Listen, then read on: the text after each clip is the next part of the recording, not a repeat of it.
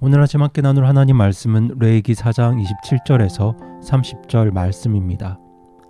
만일 보통 사람들 중에서 어떤 이가 알지 못하여 죄를 짓되 마땅히 행하지 말아야 할 것들을 관한 주의 명령들 중에서 하나라도 어기고 조금이라도 행하여 유죄가 된 경우에 자기가 지은 죄를 알게 되거든 그는 자기가 지은 죄로 인하여 흠없는 암염소 새끼를 자기의 헌물로 가져다가 그 죄 헌물의 머리에 안수하고 번제 헌물을 잡는 장소에서 그 죄 헌물을 잡을 것이요 제사장은 자기 손가락으로 그것에 피를 찍어 번제 헌물 제단의 뿔들에 바르고 그것의 피 전부를 제단 밑에 쏟을지니라. 아멘. 지난 시간 저희들이 공동체의 죄 헌물과 제사장의 죄 헌물에 대해서 나누었다면 오늘은 보통 사람들의 죄 헌물에 대해서 성도분들과 말씀을 나누길 원합니다. 구약시대 이스라엘 백성들이 죄 헌물을 드렸던 것은 그들이 하나님께 지은 죄가 있었기 때문입니다. 여기서 죄를 히브리어로는 하타트라고 하고 그 뜻은 길을 벗어나다는 뜻을 가지고 있습니다. 이것은 신약 성경에서 죄를 나타내는 그리스 단어와도 의미가 비슷합니다.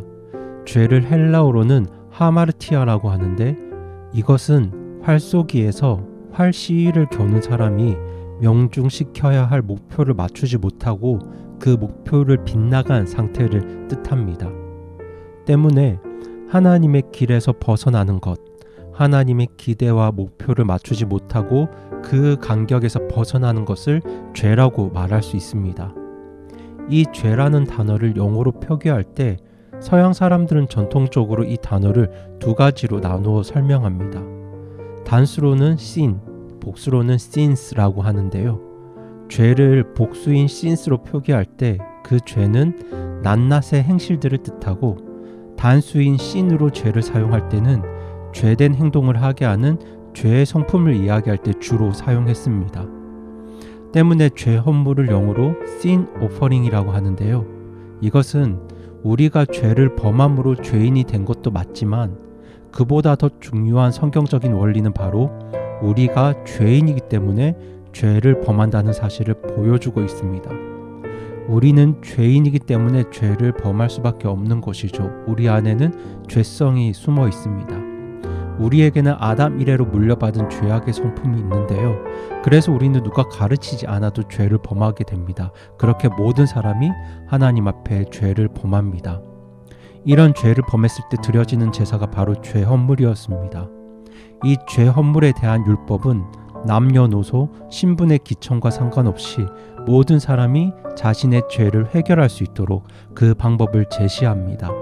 그래서 오늘 본문을 보시면 보통 사람에게도 죄 헌물의 율법이 주어지고 있죠. 그 이유는 바로 모든 사람이 하나님 앞에 죄를 지었기 때문입니다. 로마서 3장 23절은 모든 사람이 죄를 지어 하나님의 영광에 이르지 못하더니 라고 말씀을 하죠. 여기서 우리는 모든 사람이 죄인이라는 하나님 말씀의 의도를 분명히 이해해야 합니다. 생각보다 많은 사람들이 모든 사람이 죄인이라는 이 하나님 말씀을 자기 죄와 상태를 심각하게 여기지 않는 방향으로 이해합니다. 예를 들면 이런 것이죠. 내가 죄인이긴 하지만 나만 죄인이 아니라 이 사람도 죄인이고 저 사람도 죄인이니까 내 상태가 그렇게 심각한 건 아닌 것 같아 라는 방향으로 이 말씀을 이해하고 적용합니다. 그래서 복음을 처음 듣는 사람이 처음에 자기가 죄인이라는 말을 들으면 기분 나빠하고 당황해하지만 전도자가 자신을 포함해서 모든 사람이 죄인이라는 말을 이어서 하면 그 말을 쉽게 수긍하는 것도 사실 같은 맥락에 있습니다. 그렇게 우리는 내가 하나님 앞에 죄인이긴 하지만 모든 사람이 죄인이기 때문에 나의 죄 문제를 그렇게 심각한 문제로 느끼지 못할 때도 있습니다.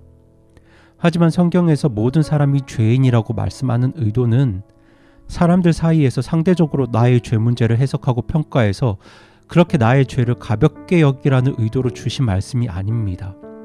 성경이 이토록 모든 사람이 죄인임을 강조하는 이유는 모든 사람에게 소망이 없다는 것을 강조하고 선포하기 위해서입니다. 성경 말씀처럼 로마서 3장 23절 말씀처럼 모든 사람은 죄인입니다. 그 말인즉 그 어떤 사람에게도 미래에 대한 소망이 없다는 것입니다. 아무리 돈이 많아도, 아무리 권력이 높아도, 아무리 세상에서 착하게 살아도 세상 모든 사람들이 그 사람을 착하고 성실한 사람으로 인정하고 칭찬한다 할지라도 모든 사람이 죄를 지었기 때문에, 모든 사람이 하나님의 길과 하나님의 간역에서 벗어났기 때문에 그 어떤 사람도 영원한 사망으로부터 벗어날 수 있다는 소망이 없다는 것입니다. 그래서 이 죄 문제를 해결하기 위해서 스스로 온갖 수련과 선행과 고행을 할지라도 이 절망으로부터 벗어날 수 있는 사람이 단 한 사람도 없다는 사실, 그래서 성경은 모든 사람이 죄인이라고 선포합니다. 때문에 이 죄 헌물은 모든 사람에게 필요했습니다. 모든 사람이 죄 헌물을 드려야 했고 또 드릴 수 있어야 했습니다. 부자에게도 죄 헌물이 필요했지만 가난한 사람도 죄 헌물이 필요했습니다. 지도자에게도 죄 헌물이 필요했지만 백성들에게도 죄 헌물이 필요했습니다. 그래서 하나님의 율법은, 특별히 이 죄 헌물에 대한 말씀은 부자들뿐만 아니라 가난한 사람들도 죄를 용서받을 수 있는 길을 제시합니다. 형편이 좋은 사람은 큰 짐승을 바치지만 어린 양도 드릴 형편이 안 되는 사람은 비둘기를 잡아 바쳐서라도 그 죄 헌물을 통해 하나님으로부터 용서를 받아야 했습니다. 그렇게 모든 사람들이 죄 헌물을 드려야 했던 이유는 하나님 앞에서 죄 문제를 해결하지 못하면 그의 인생에 소망이 없기 때문입니다. 그래서 하나님은 모든 사람이 죄 헌물을 드릴 수 있도록 율법을 주셨습니다. 레위기 5장 7절은 이렇게 말씀합니다. 만일 그가 어린 양을 가져올 능력이 없거든 자기가 범한 범법으로 인하여 산비둘기 2마리나 집비둘기 새끼 2마리를 주께 가져와서 하나는 죄 헌물로 삼고 라고 말씀합니다. 하나님께서 그렇게 산비둘기, 집비둘기라도 잡아서 죄 헌물을 드리라고 말씀했던 이유는 모든 사람이 이 죄 문제를 해결하길 원하셨기 때문입니다. 그리고 구약시대 이스라엘 백성들에게 주어진 이 죄 헌물은 바로 우리 주 예수님을 예표합니다. 죄 헌물을 드릴 때 번제단 아래로 부어지는 피는 바로 십자가 아래 흘려진 예수님의 보혈을 상징합니다. 예수님께서 십자가에 달리시고 그의 피가 십자가 아래로 떨어졌을 때 그 흘려진 피, 보혈을 통해서 구원받은 우리들은 영원한 사망에서 영원한 생명으로 옮겨졌습니다. 절망할 수밖에 없었던 우리가, 아무런 희망이 없었던 우리가 영원한 소망을 가지게 되었습니다. 피 흘림이 없은즉 사면이 없느니라는 성경 말씀처럼 예수님의 피로 말미암아 우리는 죄 문제를 해결했고 새로운 인생을 살게 되었습니다. 그리고 하나님께서는 이러한 생명의 길, 소망의 삶을 모든 사람들에게 열어주셨습니다. 모든 사람이 죄인이지만 하나님께서는 모든 사람이 구원을 받고 의에 이르기를 원하시기 때문에 모든 사람에게 이 구원의 길을 열어주셨습니다. 지금 이스라엘 백성들에게 죄 헌물을 가르쳐 주시는 하나님의 마음이 바로 이 마음입니다. 디모데전서 2장 4절 말씀처럼 모든 사람이 구원을 받고 진리를 아는 데 이르기를 원하시는 그 마음입니다. 이 하나님의 마음이 오늘 저와 여러분의 마음이 되길 원합니다. 오늘 내가 마주하는 나의 가족, 나의 친척, 나의 친구, 나의 직장 동료에게도 죄 헌물이 필요합니다. 그들에게도 우리처럼 우리 주 예수님이 필요합니다. 우리가 오늘 당장 내 눈앞에 있는 누군가에게 복음을 전하지 못할 수도 있겠지만 저 사람에게도 예수님이 필요하다는 그 생각만큼은 우리가 놓치지 않았으면 합니다. 우리가 그 생각을 놓지 않고 매일 성령님의 인도함을 구하고 산다면 하나님께서는 언젠가 그 사람에게 예수님을 소개할 수 있는 적절한 기회를, 복음을 전할 수 있는 정말 적절한 기회를 주실 거라고 저는 믿습니다.